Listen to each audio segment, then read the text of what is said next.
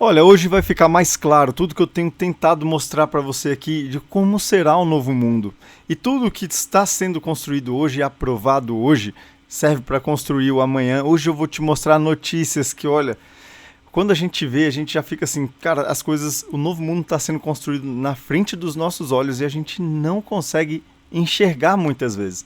Então eu tô aqui para te dar o que está às vezes ali por trás, né, das notícias que você vê e acaba recebendo ali, né? A primeira de todas as notícias é essa daqui, né, de que em um movimento histórico o presidente Trump ele sancionou a Genius Act, né, a primeira legislação federal americana focada em regular as stablecoins, né, como eu estou mostrando para você aqui na tela, ó, ele assinou essa lei que regulamenta criptoativos atrelados ao dólar, né? E a própria aqui CNN já tem dito, né, que essa ordem executiva vai tornar os Estados Unidos a capital das criptomoedas, porque cria um ambiente favorável à inovação financeira, né? Se posicionando ali contra as moedas estatais, né? Ele tem até uma outra matéria que eu deixei separado aqui, só que ela tem aqui que pagar, né? Mas aqui, ó, Trump diz não ao Drex dos Estados Unidos e sim a criptomoedas. Entenda a diferença disso daí. A verdade, cara, enquanto a China, a União Europeia, outros países, eles seguem o caminho das CBDCs, né, que são as moedas centralizadas ali pelo Banco Central, tá? Os Estados Unidos vem trazer uma nova proposta e essa Genius Act, ela ajuda, tá, os Estados Unidos a se tornar a capital mundial, porque agora ele aprova, como eu mostro aí, né, essa lei regulamenta os criptoativos atrelados ao dólar, tá? Que a gente chama aqui de stablecoins. Claro que o Bitcoin reagiu imediatamente, né? Você já viu que ultrapassou ali os 120 mil dólares, tem crescido bastante ali. Algumas moedas também do Vale do Silício, como a XRP, a Ripple, né? Já tem crescido bastante. Mas o que não estão te dizendo? Tá? O que não está aqui? O que está aqui por trás? Está aqui essa guerra, esse conflito, vamos chamar assim, contra as CBDCs. Eu acredito que é apenas uma narrativa para controlar assim, a adoção do cripto para todo ali, né, para a proposta que ele tem trazido, porque as pessoas sabem que o sistema financeiro tradicional, eles têm números absurdos lá, comprovando que as pessoas já buscam sair. Isso, inclusive, quando surgiu, né, o Bitcoin ali em 2008, bem naquele momento difícil, né, algumas palavras vou tentar evitar aqui, tá, naquele momento difícil ali do mundo, surgiu como solução. Então, as coisas não acontecem à toa, tá? Então, enquanto os outros vão para moedas estatais, os Estados Unidos já vem se posicionar como a principal potência do mundo ali das criptomoedas, tá? Grandes corporações também ligadas a bancos e plataformas como PayPal, a própria BlackRock, Circle, né, estão por trás aí desse lobby que aconteceu para essa regulamentação, vamos chamar assim, né, das stablecoins, porque já é o intuito, já construir esse futuro que eles estão querendo. Não é à toa que o J.D. Vance, que é o cara do Vale do Silício, apoiado pelo Peter Thiel, está por trás, tá, ali do financiamento. O Peter Thiel é o maior financiador aí da campanha do atual presidente, mas para colocar, emplacar ali, na verdade, o vice-presidente dele, que é o J.D. Vance, tá? Quem se beneficia disso são as gigantes da tecnologia financeira, como a Circle, que é o SDC, né, Tether, Coinbase, né, investidores institucionais que agora tem um ambiente regulatório amigável, né, e também, se você vê, o Vale do Silício se fortalece muito no mundo. Aí, então, o Peter Thiel, aí, que é o cara por trás, né, a BlackRock, a Sequoia, né, controla grandes partes aí dos ativos globais, eles também ganham muita força com essa lei sendo aprovada ali nos Estados Unidos, tá? Então a gente tem que ficar ligado, porque às vezes a gente só vê, foi só uma lei, não vai acontecer muito, mas isso já vai construindo a narrativa para o mundo tecnocrático, que eu tenho tentado mostrar aqui para vocês de pouco em pouco, porque foi difícil para mim compreender tudo, para onde que a gente está indo. Mas quando caiu a minha ficha, né, e principalmente quando eles escolheram o J.D. Vance, quando você vê toda a galera do Vale do Silício que antes apoiava mais um lado e de repente começou a apoiar o atual presidente, muitos disseram que é como se fosse uma traição, né? Então assim, a gente tem que ficar ligado aí, né? Essa notícia, apesar de aparentar ser uma vitória, né, Na prática, eu acredito que ela trata isso aí dessa batalha que eu estou tentando te mostrar, né, entre as elites que controlam o dinheiro, que é mais aquele poder estatal dos bancos centrais, e o outro aqui mais voltado para o Vale do Silício. Você já viu eu falando sobre como o modelo tradicional financeiro foi instaurado no mundo, né? E como que aqueles grandes conflitos que aconteceram mundiais foram muito importantes para se instaurar o sistema financeiro no mundo. Você vai entender o que eu estou dizendo aqui. Beleza? Inclusive, eu conto bastante essas histórias que eu estou te contando nos livros que eu tenho aqui, tá aqui no site heróisdoapocalipse.com.br. Tá? Você pode ver aqui, ó, nesse livro aqui, Elite Mundial, que eu te conto quem está por trás, todas as sociedades secretas, todas as organizações, te conto sobre o Vale do Silício, tá? Te conto quem são as famílias, todo mundo que está por trás, quais são os objetivos, como que eles nasceram, beleza? Isso aqui é muito importante para você ficar ligado, tá, então isso aqui é um plano de tal família, de tal sociedade, de tal organização, né? Quem são os arquitetos por trás. E também escrevi para você, tá, o Código da Elite, que te mostra qual que é o plano que está por trás do mundo, beleza? Para onde que a gente está indo, por que a gente está indo para o transhumanismo, da onde que isso veio, que história é essa, tá? Como que foi feito esse, vamos chamar assim, tá? Nos colocar na coleira através da educação, da política, por que a gente tem essas... muitas vezes esses rachas internos assim na família, tudo isso é proposital. Então vem aqui no site, dá uma olhada aí nos sumários, tá? Vale a pena aí você ter uma visualização rápida, tá? Sobre quem está por trás. Voltando aqui, vamos para a nossa próxima notícia de hoje. O J.D. Vance, que a gente já está falando aqui, já estou contando aqui para vocês, tá? Ali em junho se encontrou discretamente em um rancho com Rupert Murdoch ali em Montana. Tá? Eu vou mostrar aqui para você a notícia. Deixa eu ver se é essa daqui que eu deixei separada. Aqui, ó, certinho. Abriu o anúncio na frente e tudo mais. Mas aqui está em inglês. Deixa eu deixar em português aqui para a gente ver ao vivo aqui. Tá bom? Aqui no The Economic Times. O que J.D. Vance estava fazendo no rancho de Rupert Murdoch, que não era um apoiador muito assim do atual presidente lá, né? Pouco antes do WSJ lançar, né, a bomba aqui, que eu não posso, infelizmente, dizer. O que estava acontecendo ali, por que eles foram se encontrar, tá, ali, né, no antigo reduto de políticas ali, tá? Segundo o New York Times também, o encontro contou com Murdoch, tá, os executivos da Fox, seu filho Lachlan Murdoch. Oficialmente foi feita uma conversa ali sobre diretrizes conservadoras, mas nos bastidores teria marcado o início de uma manobra para tirar o Trump do poder. Você não vai acreditar em mim nisso. E você não vai entender o jogo que está por trás. Tá? O Trump, ele é como a própria revista The Economist disse, ele é o agente... Eu não posso nem falar isso daqui. O caos, sabe o caos? Existe uma pessoa que serve para, né, fazer isso aí no mundo.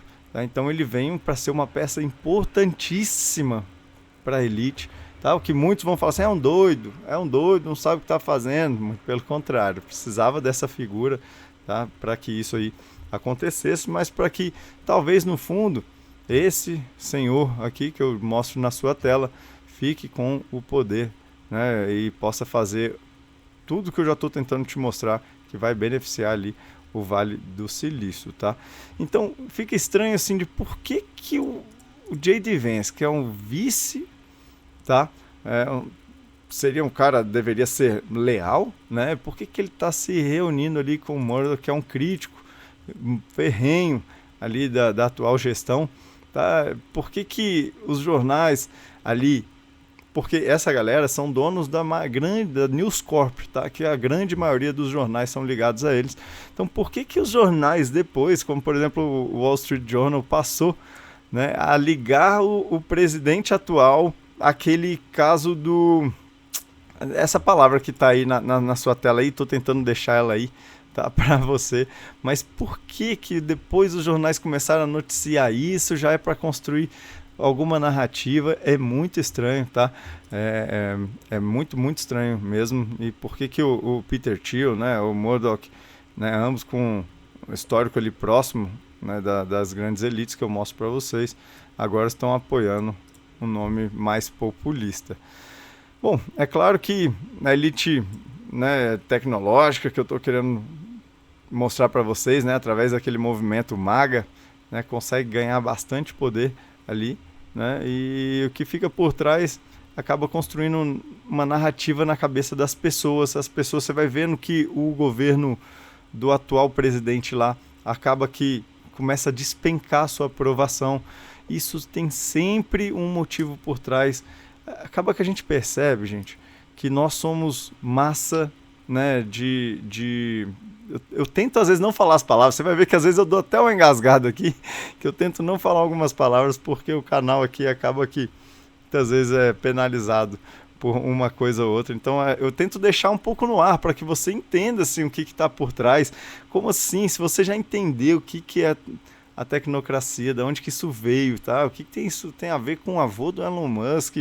Beleza, quando você entende quem criou o Vale do Silício, quem eram as pessoas que estavam financiando ali, o que tem a ver com o avô, por exemplo, do Jeff Bezos, tá? E tudo se conecta, e é a hora que você vê para onde que a gente está indo, tá? Então o plano aí é realmente começar a desarticular, né, vamos chamar assim, esses movimentos reais de oposição à elite globalista, porque essa elite globalista veio para trazer um problema para o mundo para ser solucionado.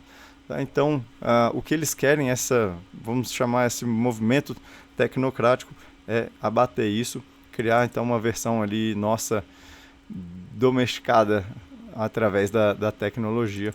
Tá? Então, a gente acabar apoiando isso acontecer, porque fala, os humanos não conseguem mais, realmente isso aqui tá muito difícil, não tem para que ter países. Então, tudo isso já prepara o terreno para a nova ordem que vai chegando aí. Última notícia que eu deixei aqui hoje para você, tá? É o controle da água por esse senhor que está aí na foto. Tá? Então, por meio de aquisições silenciosas de terras, cara. Inclusive, deixa eu te mostrar uma notícia aqui, que eu deixei separada para você. Tá em inglês, tá da Business Insider aqui, mas deixa eu traduzir para o português para você. Tá? Aí, ó. Bill Gates é o maior proprietário de terras agrícolas privadas da América. Já entenda isso.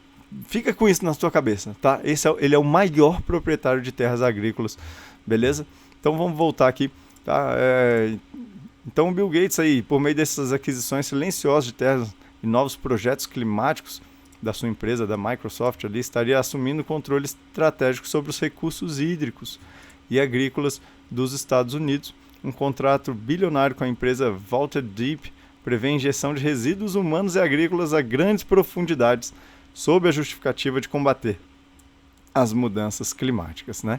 Alguns especialistas já estão temendo isso aqui, né? Porque isso pode contaminar, tá, os aquíferos aí. Ao mesmo tempo, Gates, que já é o maior proprietário que eu estou mostrando ali para vocês, né, dos Estados Unidos, pelo menos aqui da América, né, de toda a América, né, o maior proprietário privado de terras agrícolas, né?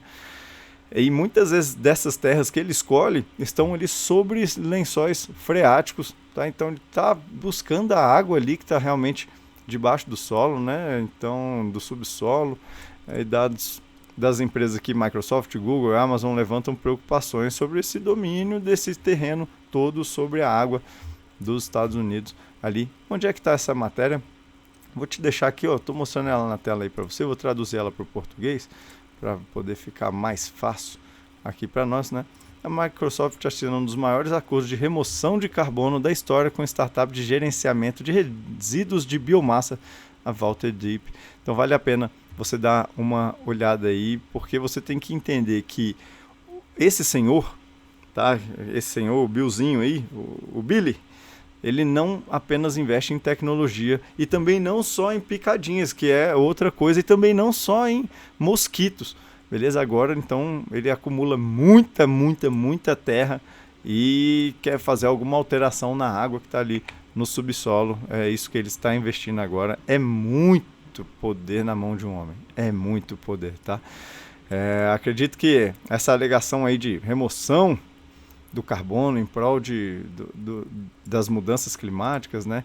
Que o risco, a água potável que ele está trazendo aí, esses testes que ele vai trazer aí, para mim são extremamente preocupantes por algum tipo de manipulação, vamos chamar assim, tá? Ou imposição de uma dependência hídrica no futuro. Lembre-se também que o atual presidente do Fórum Econômico Mundial, né, que quando saiu ali o Klaus Schwab, ele já falava sobre a água não devia ser livre assim para todos, e esse movimento aqui do Billy, ele pode ser um movimento muito de acordo com o que o atual presidente do Fórum Econômico Mundial diz, tá bom? Então, essa tentativa de salvar o planeta com tecnologia, assim, com picadinhas, com sementes transgênicas, com carne sintética, tá? Agora o controle ali do subsolo. Se realmente quisessem salvar o mundo, estaríamos salvos, porque essas tecnologias nos ajudariam bastante, sendo usadas, caindo aí na mão do bem, né? Infelizmente, não podemos dizer isso daqui. Então, eles usam essa agenda climática, tá bom? Para que eles consigam aprovar e as pessoas aprovem o que eles querem.